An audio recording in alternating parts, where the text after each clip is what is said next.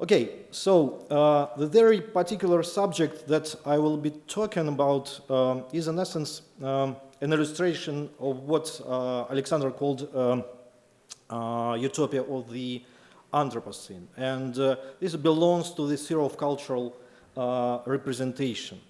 I will be talking about a specific version of the utopia which attempted to combine techno-optimism and ecological sensitivity, modernist poetics and conservative topics, futurological pathos, and the emphasis on organic rootedness in the cultural historical tradition.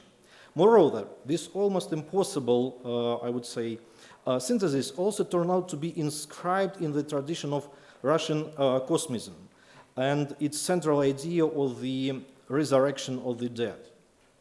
Paradoxically, this type of Anthropocene utopia, in which the radical transformation of nature was presented as a form of cosmic soteriology, the salvation of human being, nature, and technology, so this utopia arose at a time when the utopian energy that was initially characteristic of the socialist project had seemingly been completely exhausted. I mean the end of the 70s, 1970s. Probably this was the last attempt to revitalize what was already undergoing the last phases of sedimentation in the form of real socialism. As a rule, the technological pathos of mastering nature is associated with the discourse of modernization, contrasting it with the conservative ethos of preserving tradition. Within these optics, a chain of opposition is built: civilization, culture, modernization, tradition, rush to the future, preservation of the past, technological, organic, machine, spiritual, extractive approach, natural resources, environmental sensitivity, etc. However, in the late Soviet reflection on how relationship between society and nature, technology and natural resources, economy and culture can be comprehended, we can find a specific formation, a form of combination of society and nature, or sociology and geology, formation which represents a radical synthesis of the oppositions mentioned above.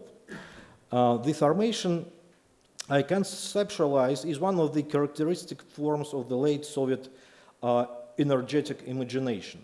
I propose to describe it in terms of techno-conservatism, combining a hybrid of hyper-modernist and conservative topics, radical technological optimism and sensitivity to historical tradition, machine enthusiasm and natural philosophy.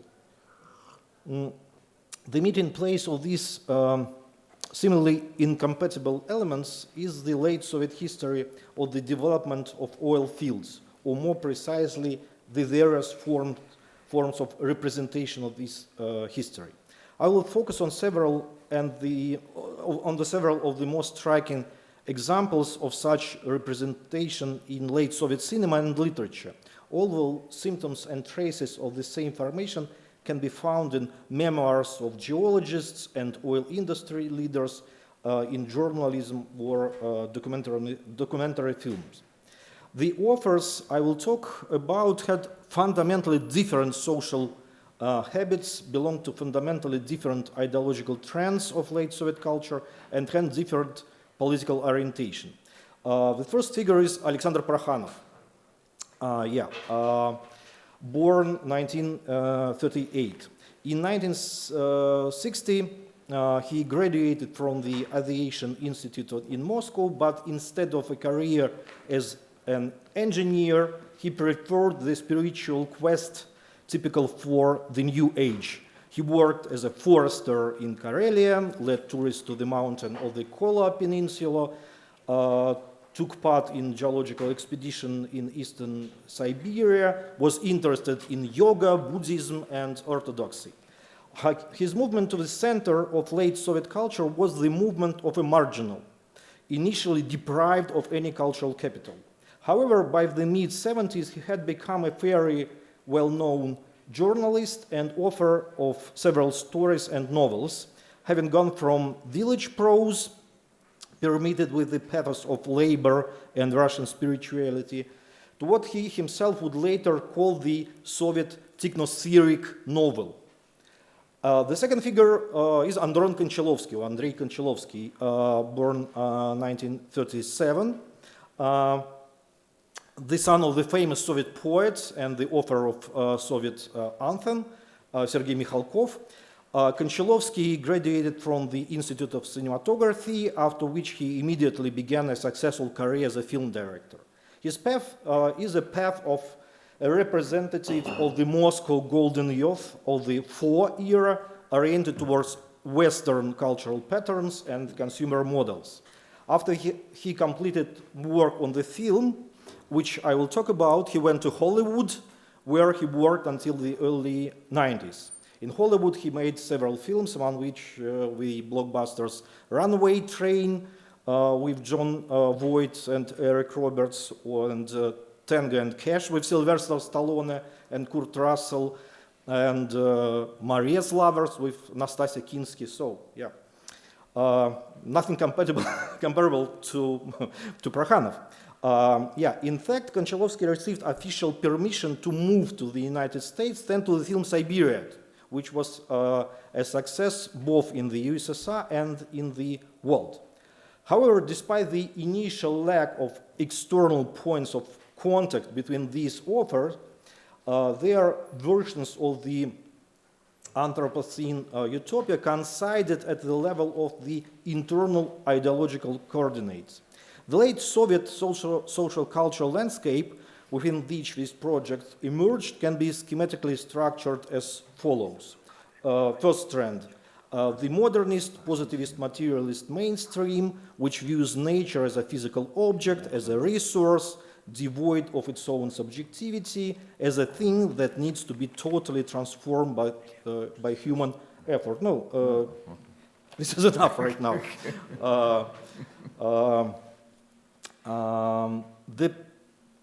The past is marked here negatively as something that has ended, died, and must give way to the present. The second trend, an alternative to it, it is a conservative antithesis, which has become increasingly authoritative in late Soviet society since the 60s. It bears were fairly broad and motley alliance consisting of the so-called Russian Party, Russian nationalists, both in cultural and political circles, village writers, defenders of nature, as well as historical and cultural monuments, whose movements were beginning to be institutionalized precisely at that time. They look at nature as a living and spiritual object surrounded by dead technology. The past here is identified not with death, but with the living beginning of tradition, which is killing by modernization and should be saved from this. And the next trend is presented by the authors I am talking about, discover the possibility of a third way, which removes the contradictions between the first two, and through the neutralization of these contradictions, but not through the neutralization of these contradictions, but through their radicalization. Nature not only turns out to be alive, it is endowed with the subjectivity, but the path to this subjectivization lies through the technological invasion of human being into nature. Prokhanov ends up in Western Siberia in the mid-70s, that is at the height of the oil rush. Just after the oil crisis of the 1973, fuel prices had skyrocketed and the USSR was pumping up. It was a giant cylinder of oil and gas, how Prokhanov called the Ob-Irtysh River floodplain. Prokhanov and his new friend the architect, futurologist Konstantin Pchelnikov, but he is a subject of separate study, were trying to understand the technology of the Soviet civilization's invasion of uncharted areas. Prokhanov and Pchelnikov travel a lot around the USSR. In the north, they observed how I quote Prokhanov, a Yakut tent, Yakut chum, docks with the helicopter and a deer with an all-terrain vehicle. In Kazakhstan, they studied, also quotation, the rapid development of cities around giant power plants, metallurgical enterprises, coal mines, military training grounds, end of quote. They observed and studied the movement of huge masses of population from the center to the virgin steppes to the zones of industrial boom. Pchelnikov discussed the technosphere, I quote him, which interacts rationally and harmoniously with nature, not at odds with it, but merging into a long-awaited synthesis, end of quote. Prokhanov described the resource cycle he observed as an enormous machine of spaces. His novel, A Place of Action, 1978, is such a dispute with traditionalists, a novel which combines an interest in the past, nature and cultural heritage, with modernist pathos. The plot focuses on the construction of a petrochemical plant in a distant Siberian town. The story based on a real construction of such a plant in Tobolsk, near Tyumeny. And he described a conflict between provincial life and industrialization. Prokhanov himself said about this that he was fascinated by the analysis, I quote him, of the key Soviet problem, the seepage of pre-Soviet archaic constants through a rigid technocratic shell, the clash of two formations, the enormous traditional history and the absolute modernity of the plant. End quote. Prokhanov uses the plot schemes of village writers, village prose, but combines them with a futurological apology for technology, in which the latter turns out to be an organic part of nature. Here is a symptomatic monologue of the director of the plant, oil chemical plant. I quote, you are concerned about ecology, nature conservation. Everyone is concealed about this today. But from what to protect? From technology? Do you understand that the drama of nature is first and foremost a drama of technology? We must save technology. Misunderstanding, rejection of technology, secret hostility towards it, the unconscious, inherited primitive instinct lead to the death of technology and, as a consequence, to the collapse of nature. We engineers are trying to create an unprecedented hybrid of nature and industry, end of quote. The motive of oil appears in many Prokhanov's novels. Some of them revolve around its search, extraction, and processing. The main thesis of these novels is the description of technological invasion of nature as the release of its own internal organic potential, where the machine and nature discover their own subjectivity, entering into tense relation with each other. Prokhanov's poetics overcomes the opposition of nature and civilization, the national spirit and the new modern industry, tradition and modernization, the past and the future, characteristic of traditional conservatism. It is symptomatic that it is oil that becomes the substance that is capable of synthesizing and uniting these opposites into a single whole. As one of the heroes of this novel says, I quote, today the national temperament and spirit are measured in megawatt hours of energy, millions of tons of extracted oil, end of quote. Oil turns out to be a matter that has condensed the natural, national, and cultural energy of the past.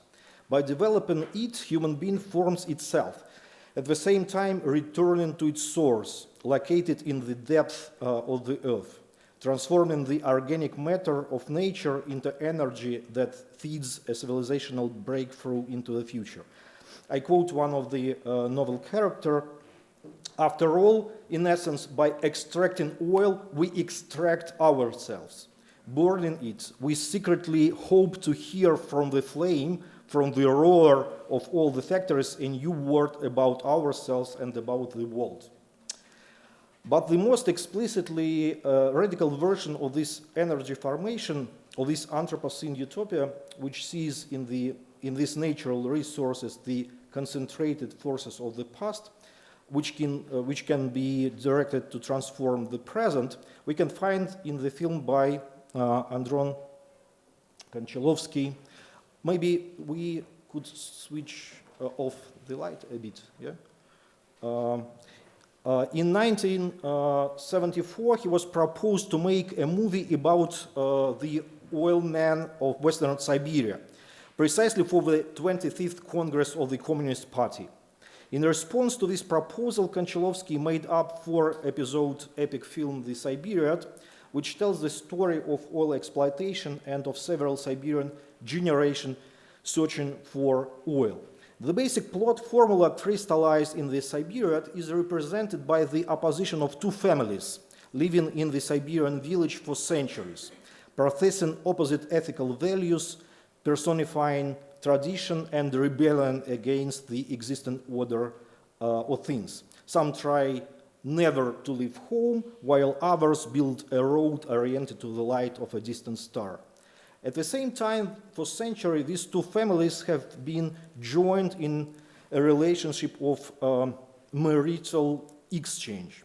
Oil gradually enters into these relations, complicating their social, psychological basis with social, political, economic, and technological motivations for the search for oil fields. Subsequently, Konchalovsky, in the very possible way, denied the very idea of a state order and interpreted the film as a covert criticism of the Soviet regime, depriving a person of his organic rootedness in his native land. It was a story about how technological civilization kills culture, nature, and man. Okay, that is clear evaluation. However, this retrospective already formulated in the post-Soviet 90s thesis, civilization kills culture, or Soviet civilization kills Russian culture, contradicts the poetics and motive structure of the film itself. By the way, the director also owns another assessment of the central theme of the epic. This is the second line, yeah? Together with the work on script, okay, you just, oil, like everything else to which the efforts of production are directed, is not an end itself, it's only a means to make life on Earth better.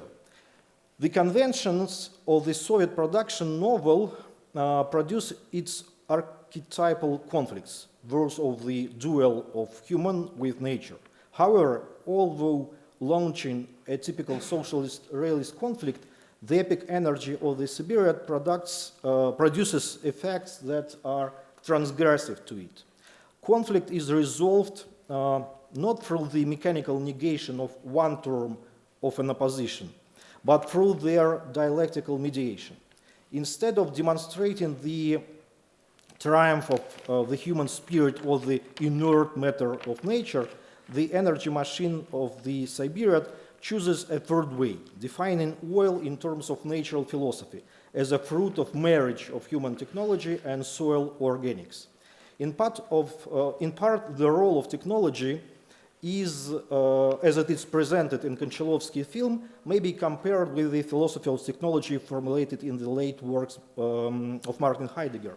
I quote him: "Technology is a mode of revealing. Technology comes to presence in the realm where revealing and unconcealment take place, where aletheia, truth, happens."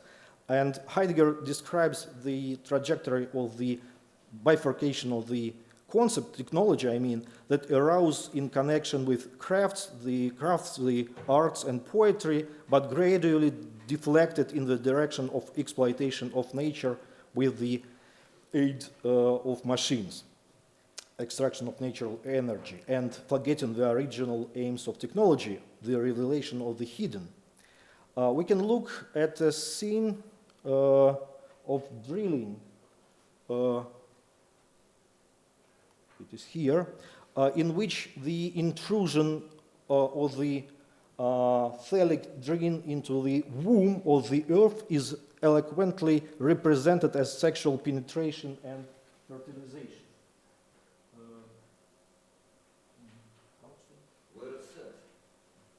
Where is that? No, not right now, yeah.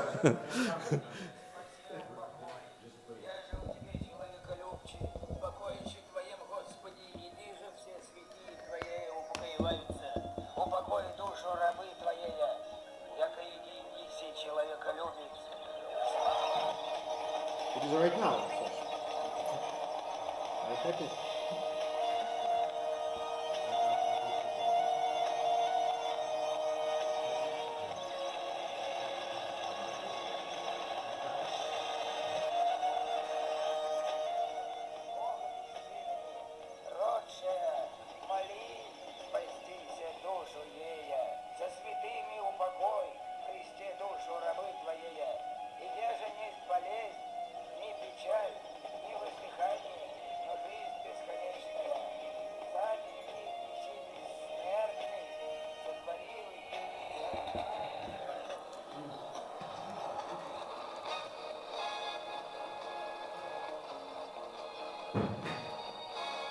Okay. Additionally, death, смерть, and oil, нефть, may be seen to rhyme with one another. Oil is presented as a material that concentrates in itself the energy of the past and dialectically transform the dead past into a vital force directed into the future. The digging of graves and the drilling of wells are identical processes that are merely aimed in contrary direction, bury in the earth or extract from it. This scene as a result of cinematographic montage conceptually rhymes the grave with the oil well. They are simultaneously juxtaposed and connected with one another. The final apocalyptic scene returns us once again to the cemetery. This is a scene of a burning cemetery under which lies an ocean of oil that threatens to erupt onto the surface and at any moment and explode. In order to prevent this outcome, it is necessary to remove the graves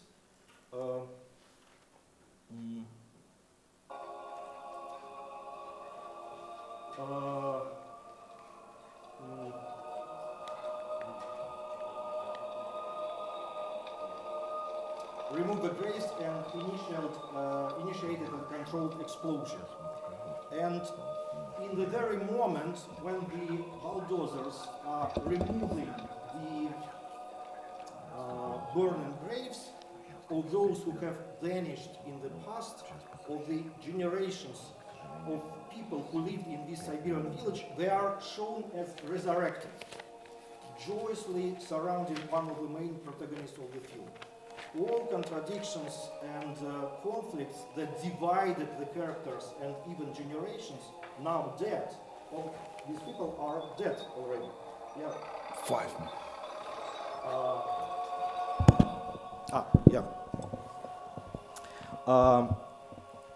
Now they are shown as all contradiction and conflict that divided the characters and even now dead generations who populated the previous installment of the film are dissolved in the scene of joyous and all-forgiving resurrection.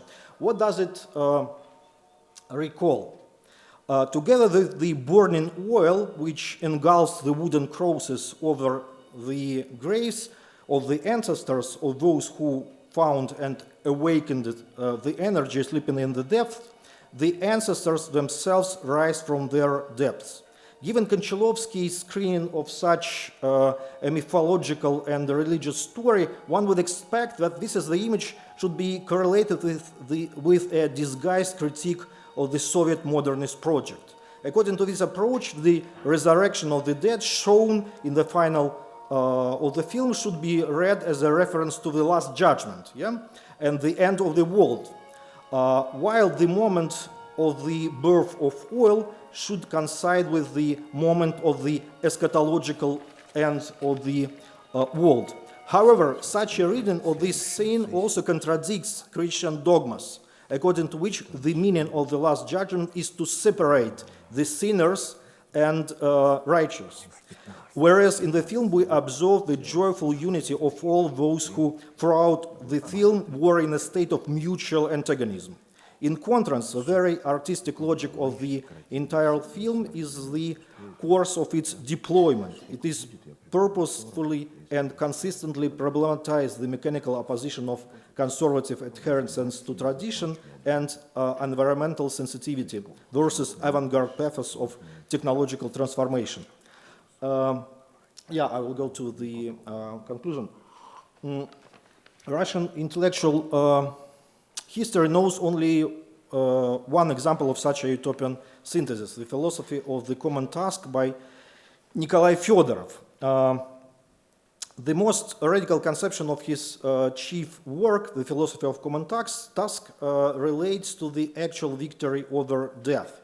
Fyodorov proposed the goal of the universal return to life, the universal resurrection of all ancestors, of all people who lived at any time in the past.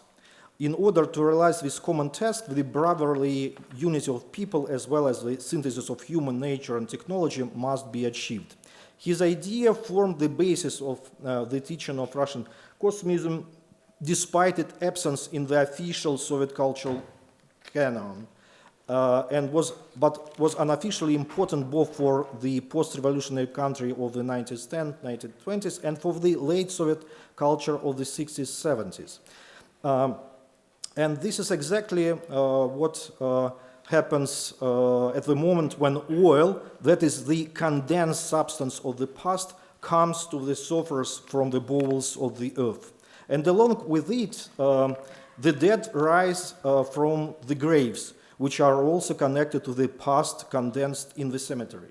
Resurrection is achieved due to the fact that these two processes appear as connected with each other. The organic matter of prehistoric past, oil, enters into synthesis with the organic matter of the historical past, dead bodies. The resultant synthesis of human nature and technology gives access to resources that extended the existence of the Soviet project for next 30 years, save Siberian rivers, and leads to victory over death. Soviet oil turns out to be yet another emanation of the philosophy of Russian Cosmism, encoded in the film that was made for the Communist Party Congress and won a special prize at the Cannes Film Festival in 1979. Prokhanov was already fascinated by Fyodorov's teaching in the 70s, and later often told the story of how during his school years in the mid-50s, he and his friends played football on the site of destroyed cemetery. Instead of a ball, they used a found skull. Later, Prokhanov reconstructed that they played approximately on the spot where Fyodorov himself was buried, so that the skull was his, and this was a sign of some mystical depth heritage that he entered into the relation to Fyodorov. The synthesis carried out by different authors can also be considered in dialectical perspective. In the second half of the 70s, it manifested the perspective of a positive removal of conflicts on all levels. Metaphysical, ecological, social, geopolitical. As Konchalovsky wrote in the literary scenario version of the movie, I quote, "The road to oil is not only the road to death, it is also the road to peace. Fortunately, it all depends on who progresses along this road." And now Soviet and American cosmonauts, astronauts are already in space. The Apollo-Soyuz space flight, the historical handshake in space, he wrote in 1977. Prokhanov's reflection also points to the positive horizon of the synthesis he produces. I quote him, "This is a huge philosophical problem, to endow dead nature with a soul, including man-made technology. Because soulless technology is terrible. It sweeps away everything: a flower, grass, a house, a church, a child. Despite the construction of a petrochemical plant at Tobolsk, its beautiful Kremlin, shining with the gold of churches, also remained in its place. It is in its own way, the plant is also a gigantic monastery with a steel bell towers, and in this monastery, too, the substance changes. There is, to put it in church language, a transfiguration. This is the combination of new industrialization and Christianization. This is the image of the combination of the revival of altars and the revival of factories, end of quote. But these simultaneously Heideggerian and Fedorovian reflections have the prospect of moving to a new level of the game in total petrochemical synthesis. Prokhanov's ideological trajectory clearly shows it. Since the 1990s, Prokhanov has become a national patriot, a creator of the idea of a fifth empire, an ideologist of war who combine in the image of the coming Red Easter not only technology and nature, machine and man, tradition and modernization, orthodoxy and Bolshevism, but also mysticism with militarism. Thank you very much. Thanks, Ilya, for this elaborate talk. It was very convincing how you connected the reactionary conservative moves with the necessity of modernization, and we see that in Russian Cosmism as well as in retroactive return to it. But my question would be that generally, if we look at New Age philosophy and New Age theories, if we look what happens in the critique of modernity in contemporary technosciences or cybernetic theory, there as well. It's not a Russian philosophy at all, and it's a new post-structuralist thought. We already see this fusion between techno-essentialism and natural essentialism, and certain return, certain skipping of culture of modernity and cultures of modernity and cultures of enlightenment towards certain new type of modernization, which is glued with return to Gaia, return to naturality.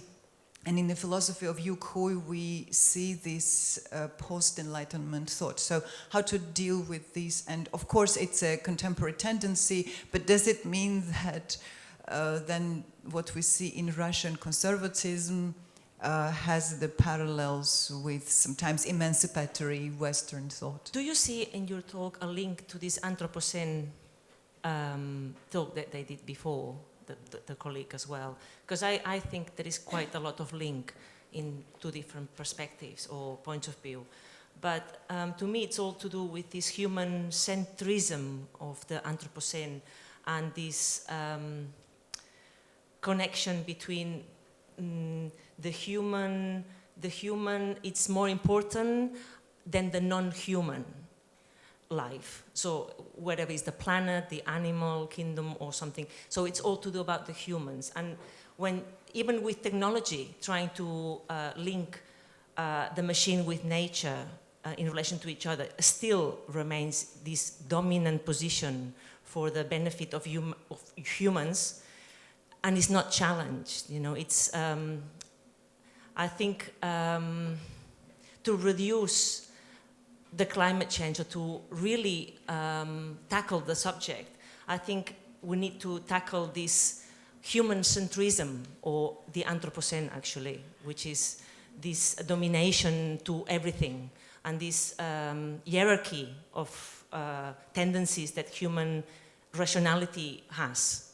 And I think is where this question remains, how to make alternatives after the Anthropocene, or after this dominance of the human rationale, of the human objectives for their own sake.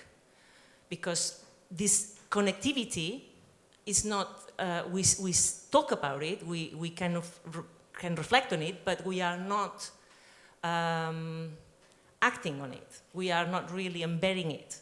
And maybe, through decolonization. So what comes after the Anthropocene?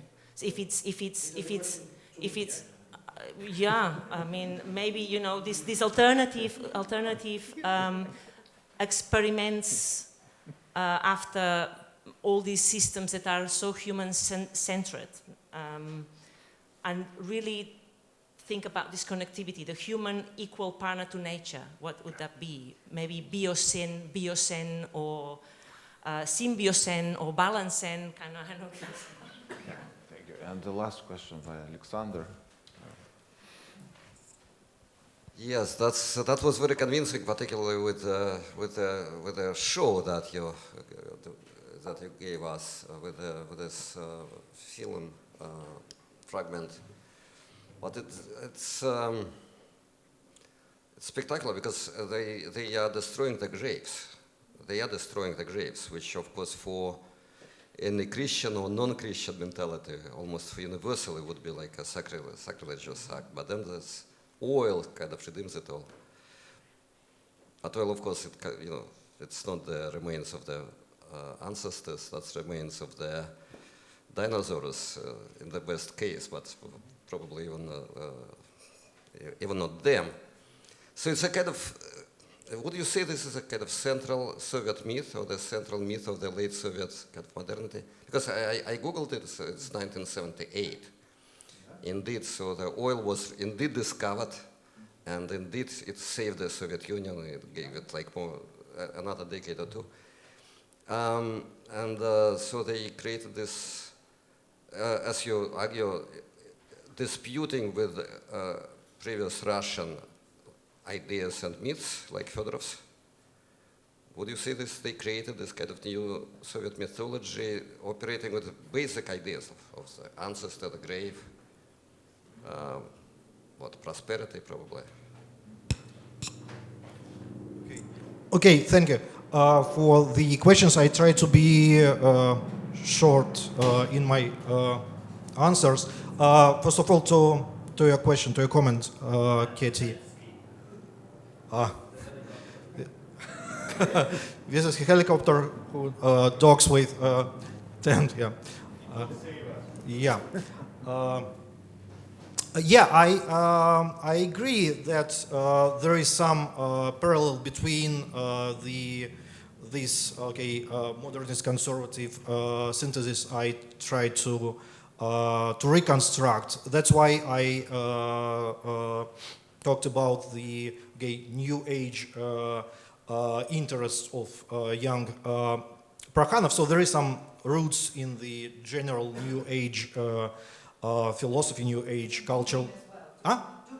Yes, Dugin as well, but one or two generations after Prokhanov. But in his case, as well as in Konchalovsky, and for me is maybe the most interesting symptom is the structural coincidence. These two figures, which are completely opposite in all level of distribution between them. Yeah. This is not only about another version of modernity. Yes, about substantialist view of modernity beyond all this rational practical reason, inscribed in it. But it is also about the not only political and ideological, but about geopolitical nation birth ideas. So it's there is a very intense, I would say, especially in Prokhanov case, but not also, a geopolitical project which try to combine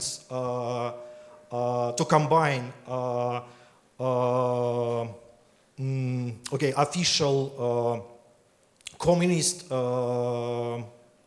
ideology with these new cultural resources of this type comprehension of modernity. Yeah, maybe this. What would be after will be after Anthropocene? I have no question, unfortunately, or fortunately. Of course, this the material I was talking about was anthropocentric. Yeah, it's a human is in the core of this comprehension, but as well as my heroes try to insist to emphasize that the stress on a human being and a human being invasion into nature allows the nature to reveal its not only its resource, its potential, but its, I would say, it's human nature. Yeah, it's human substance. Its own subjectivity. Yeah, and of course, yeah, there is a. They destroy. The graves and you get ghosts. But here. Yeah, but there is no chance to resurrect dead bodies without destroying their graves. So you need in a literal sense, not just in Christian doctrine about eternal soul and eternal life onto heaven, but really bodily resurrection. So you need some technology, you need some invasion precisely in the graves where their dead bodies lie. Yeah. So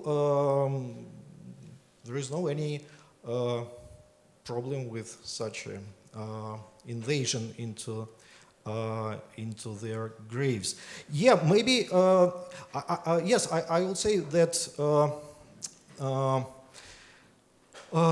this hope for the total resurrection, which we can see in Konchalovsky's film, is a symptom of conscious or unconscious fetishization of oil as a substance of revitalization or resurrection of already dead body of real socialism. Yeah, and even if the dead was not resurrected physically, yeah, but Soviet Union, yeah, got his second life after the Western Siberia oil fields exploitation. Yes, and about the oil crisis, and about after that, yeah.